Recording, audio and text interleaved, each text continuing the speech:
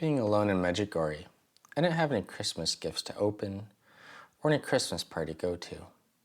I was moved to receive a Christmas lunch delivered by the owners of the place where I am staying, which is a type of hotel with the family residence on the top floor where the owners live. But beyond that, I have been alone.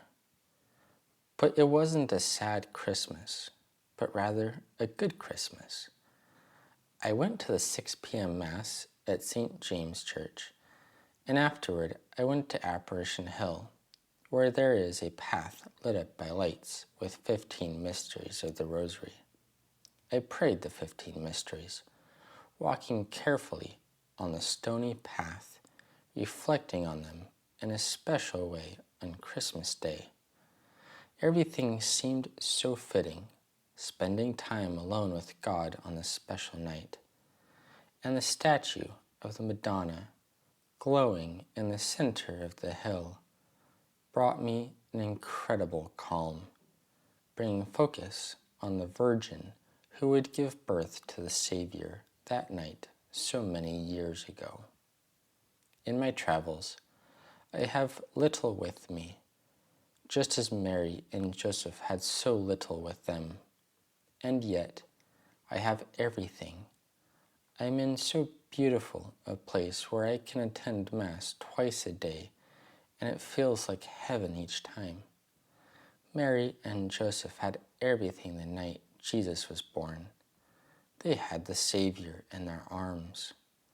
Nothing else mattered. I find myself being made aware of my own ingratitude because I don't realize how much I have.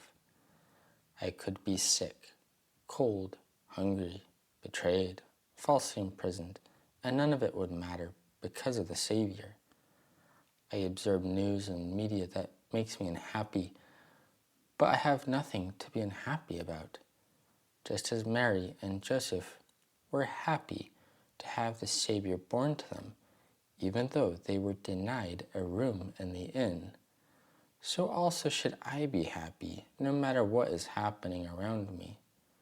And to feel anything different is a sign I have turned away from the baby Jesus born into my life.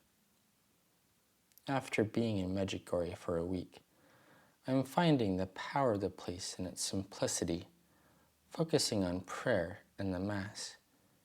It is so easy here. Reminders of the faith are everywhere, and there is a great power in the will of the people to make Jesus come first. I know when I leave, and the places I go, the faith may no longer be first, and Jesus may no longer be the center of the people's lives.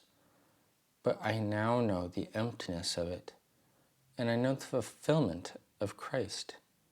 When Jesus called, Simon and Andrew left their nets behind and followed him. They left their livelihood, their ability to feed themselves, the trade they knew how to do for something radical and new. They had nothing, but yet had everything, walking in the footsteps of Christ. How great would it be to follow, leaving behind material wealth, for the blessings that come from God.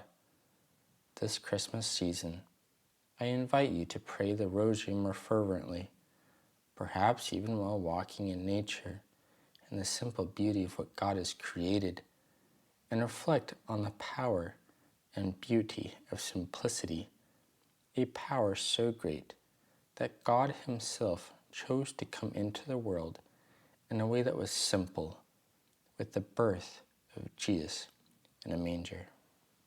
God bless you.